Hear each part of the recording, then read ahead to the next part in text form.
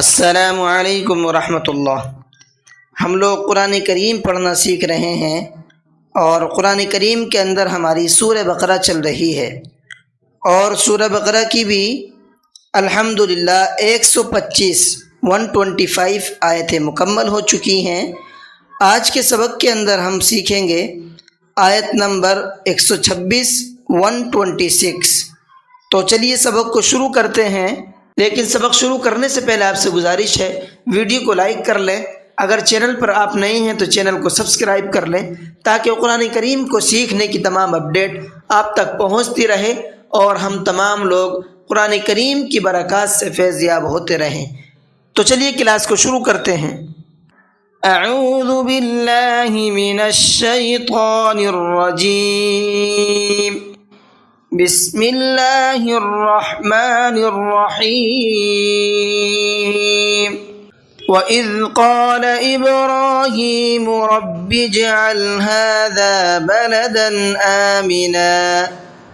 وَإِذْ ذال کو نرمی کے ساتھ میں پڑھنا ہے، قَالَ قاف کو پر کر کے پڑھنا ہے، ابراہیم با کے اندر قلقلہ کریں گے، اس طریقے سے، ربی یہاں جیم کے اندر بھی قلقلہ کرنا ہے کیونکہ جیم بھی حروف قلقلہ میں سے ہے۔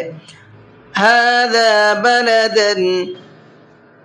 بلدن دال کے اوپر تنوین ہے اور تنوین کے بعد میں حمزہ آ رہا ہے اور حمزہ اظہار کے حرفوں میں سے ہے۔ تنوین کے بعد میں اظہار کے حرفوں میں سے کوئی بھی حرف آتا ہے تو وہاں تنوین کی آواز کو ظاہر کر کے پڑھتے ہیں۔ تو کس طریقے سے پڑھیں گے یہاں پر؟ بلدن آمنا، دن اس طریقے سے نہیں کرنا ہے، آمنا وارزق، آمنا کے اندر نون کے اوپر تنوین ہے اور تنوین کے بعد میں واو ہے، واو ادغام کے حرفوں میں سے ہے اور تنوین کے بعد میں واو آتا ہے تو وہاں پر غنہ کر کے پڑھتے ہیں۔ تو کس طریقے سے پڑھیں گے یہاں پر؟ آمنا اس طریقے سے، وارزق قاف کے اندر قلقلہ کریں گے اس لیے کہ قاف بھی حروف قلقلہ میں سے ہے۔ من آمن یہاں پر بھی سیم وہی قاعدہ ہے جو بھی اظہار کا قاعدہ میں نے آپ کو اوپر بتایا تھا۔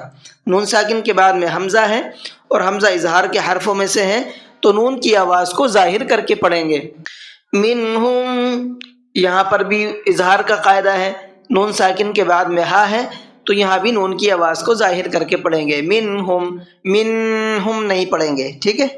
منہم باللہ یہاں پر دیکھیے یہ میم ساکن ہے اور میم ساکن کے بعد میں با ہے، میم ساکن کے بعد میں با آتا ہے تو وہاں غنہ اخفا دونوں کر کے پڑھتے ہیں کیونکہ یہ اخفاء شفوی کا قاعدہ کہلاتا ہے۔ باللہ اللہ کے لام کو باریک کر کے پڑھنا ہے اس لیے کہ اللہ کے لام سے پہلے زیر ہے۔ والیوم الآخر یہاں پر خا کو پر کر کے پڑھنا ہے اور را کو باریک کر کے پڑھنا ہے، آخر۔ قال ومن كفر فأمتعه قليلا ثم أضطره إلى عذاب النار۔ قال کے قاف کو پر کر کے پڑھنا ہے، ومن كفر نون ساکن کے بعد میں کاف ہے اور کاف اخفا کے حرفوں میں سے ہے تو نون کی آواز کے اندر اخفا کر کے پڑھیں گے، تھوڑا سا ناک میں آواز کو چھپا کر کے پڑھیں گے، ومن کفر اس طریقے سے۔ قلیلا لام کے اوپر تنوین ہے اور تنوین کے بعد میں سا ہے، سا بھی اخفا کے حرفوں میں سے ہے تو یہاں پر بھی تنوین کے اندر اخفا کریں گے، قلیلا ثم اس طریقے سے، اور ثم کے میم میں غنہ کریں گے اس لیے کہ نون اور میم پر تشدید ہوتی ہے تو وہاں پر غنہ کر کے پڑھتے ہیں، یہاں پر میم پر تشدید ہے اس لیے غنہ کریں گے۔ اضطرہ ضاد کو پر کر کے پڑھنا ہے اور طا کو بھی پر کر کے پڑھنا ہے، را کو بھی پر کر کے پڑھنا ہے، اضطرہ یہاں پر چھوٹا مد بنا ہوا ہے اور چھوٹا مد آنے کی وجہ یہ ہے کہ یہاں پر دیکھیے الٹا پیش ہے اور الٹا پیش حروف مدہ کی طرح ہوتا ہے، واو مدہ کی طرح ہوتا ہے تو الٹا پیش کے بعد میں حمزہ آ رہا ہے وہ بھی اگلے ورڈ کے اندر دوسرے ورڈ کے شروع میں، اگر یہ کنڈیشن پائی جاتی ہے کہ حروف مدہ کے بعد میں حمزہ دوسرے ورڈ کے شروع میں آ جائے تو وہاں پر چھوٹا مد بنا ہوا ہوتا ہے، اس کو 1 سے 3 الف کی برابر کھینچ کر کے پڑھتے ہیں۔ عذاب النار، نون کے اندر غنہ کریں گے اور را کو پر کر کے پڑھیں گے۔ وبئس المصیر، بئس کے حمزہ کو جھٹکے کے ساتھ میں پڑھنا ہے، اس لیے کہ یہاں پر یہ حمزہ ساکنہ ہے اور حمزہ ساکنہ جھٹکے کے ساتھ میں پڑھا جاتا ہے۔ مصیر، صاد کو پر کر کے پڑھنا ہے اور را کو باریک کر کے پڑھنا ہے، اس لیے کہ را ساکن سے پہلے یا ساکن ہے اور را ساکن سے پہلے یا ساکن ہو تو را ہمیشہ باریک پڑھی جاتی ہے۔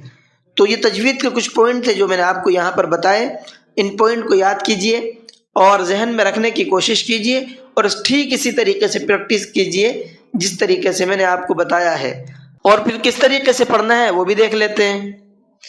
وَإِذْ قَالَ إِبْرَاهِيمُ رَبِّ اجْعَلْ هَذَا بَلَدًا آمِنًا وَارْزُقْ أَهْلَهُ مِنَ الثَّمَرَاتِ مَنْ آمَنَ مِنْهُمْ بِاللَّهِ وَالْيَوْمِ الْآخِرِ قَالَ وَمَنْ كَفَرَ فَأُمَتِّعُهُ قَلِيلًا ثُمَّ أضطره إلى عذاب النار وبئس المصير۔ جی آج کی کلاس کو یہیں پر ختم کرتے ہیں۔ السلام علیکم ورحمۃ اللہ۔